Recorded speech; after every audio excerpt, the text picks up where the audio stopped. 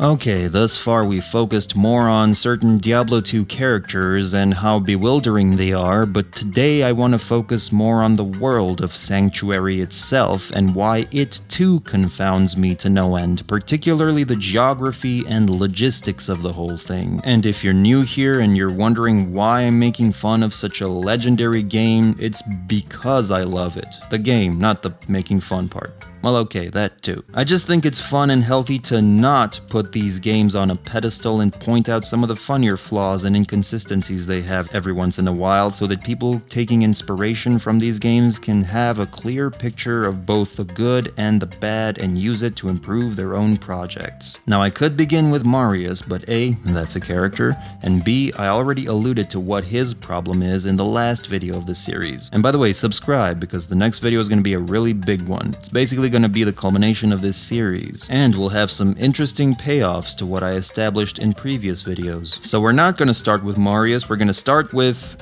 the road east. That is correct. Now, as you know, when we finish Act 1 and travel to Act 2, we do it by way of this motherfucker right here, Warriv the Paladin Lover. Now, Warriv has a caravan that he uses to ferry both himself and the heroes across the highlands into the desert of the real. However, it's also Warriv that tells you this. After you have come to the cairnstones, you must remember that the path continues through the caves. So wait, you're telling me that the default path, the only path to get to the monastery, which is the only way east, is through a cave? A dark, dank, narrow cave. I thought you piloted livestock, not the Batmobile. Livestock don't do well in caves. You're telling me that a big old caravan dragged by at least one ungulate mammal will successfully fit into and navigate through a cave. Either these are master spelunker camels, or you've been smoking too much Loot Golane cocaine.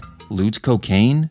Loot cocaine. Is there another dedicated path for caravans? Not according to him, and if there was, we, the heroes, would have taken it to avoid the stupid caves. But that's just the appetizer, really. I mentioned in a previous video that Cain spent at least a few days locked in that cage before he was rescued. Try months! Now, I have an entire separate video dedicated to good old Cain, so be sure to watch that one as well. But months? So you, game, are implying that this man spent several months in a cage and somehow didn't disintegrate from malnutrition or back pain, because everyone knows Tristram was attacked. Everyone knows about the tragedy that befell Tristram. Yet these people decide that after months of hearing this bit of news, that maybe someone should go there and try to rescue Cain.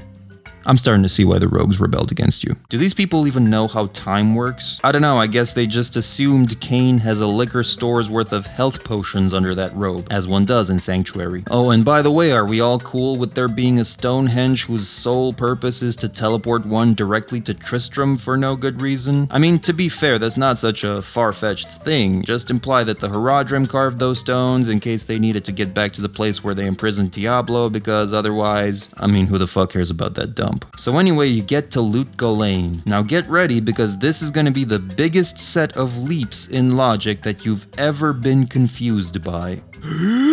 Diablo passes through town. Soon after, the town gets attacked. The city officials close all ports and order all ships to stay docked. This is important because the only way east is by boat. Meanwhile, the heroes try to find Talrash's tomb, and it's been made pretty clear that the only way to get into Talrash's burial chamber is by finding a Staff of Kings, finding a headpiece, finding a Haradric cube, and using it to transmute the other two things into a Haradric staff, then take that staff into the tomb, place it into the designated umbrella holder, and blast open a wall, clearing the way to the chamber. Now, it's pretty obvious that Diablo didn't bother with any of this. And some of it makes sense, because he would know where his brother was imprisoned. He would sense his presence. So he knows where the true tomb is, and he knows where the chamber is located within that tomb. But how did he get into the chamber? Because he clearly had no staff, and the walls were pristine when you got there. So, was there another path? Is phasing through solid objects part of Diablo's power set? How about Marius's? Why do I have to go collect all this shit when everyone else can waltz their way past past the bouncer. Whatever the case, these two beat you to Talrosh's chamber, and this is where I'm going to reveal something that players have been puzzling over for 20 years. Grab your seats, people. I'm about to tell you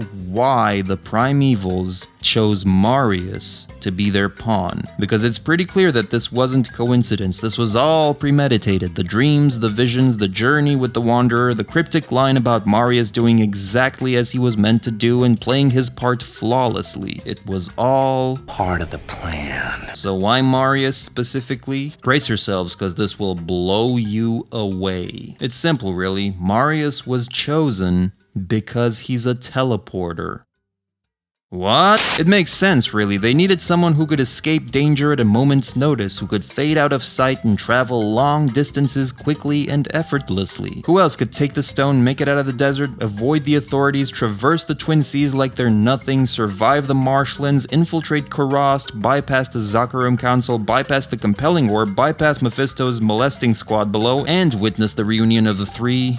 Only to make it back out again. What, are you gonna tell me that this motherfucker swam across the sea in time to make the Prime's high school reunion? I can totally see Diablo and Bale being able to walk on water and move really, really fast, even though neither has displayed such notable speeds thus far. But this guy? Who does he think he is, Aquaman? A max cast rate sorceress can't move that fast. This is probably the result of there being a cinematic department and a gameplay department, and communication between the two sometimes being akin to throwing paper planes with text to one another, and the company dog occasionally intercepting and eating one of them. It's like the cinematics department went, let's go from A to B, and then the gameplay department looked at that and went, let's add all this other stuff. You remember how they cut a bunch of planned content from Act 4 because there wasn't enough time to flesh things out? Well, it definitely feels that way because Act 4 is short. It's almost a straight line to Diablo. So it comes as a bit of a surprise when we finish Act 4 in a couple hours. Let's make it a couple days game time tops. Yet back in Marius land, several years seem to have passed. And I know the implication is that Marius aged 20 years and 2 days and lost color in his hair because of what he's seen, but still, in 2 days, this man had time to leave Kurast, travel to some undisclosed distant land, get himself admitted or locked up into this creepy mental institution or prison, and stay there long enough for Tyrael to say, "I've been searching for you for a long time, Marius.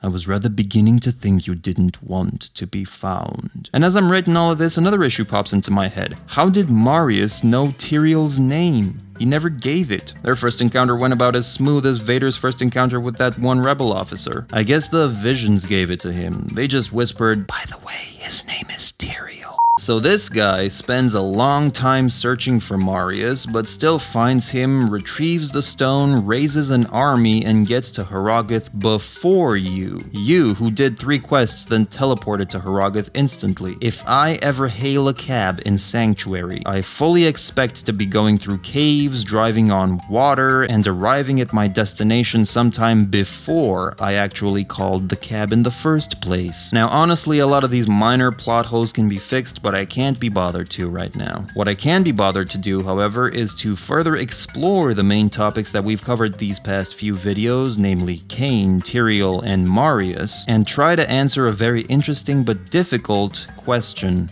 Was there ever enough material for a sequel? Was there ever enough stuff left to explore? Were there enough signs or hints at future events to warrant a sequel? Would it be possible to make a satisfying one whether or not one was planned in the first place? So yeah, I've had a lot of time to ponder these questions, and I'll be sharing my thoughts and looking forward to your own thoughts in the next video. So subscribe to make sure you catch it, and be sure to watch the previous videos in this series if you haven't already. But wait, what are you on about? They already made a sequel.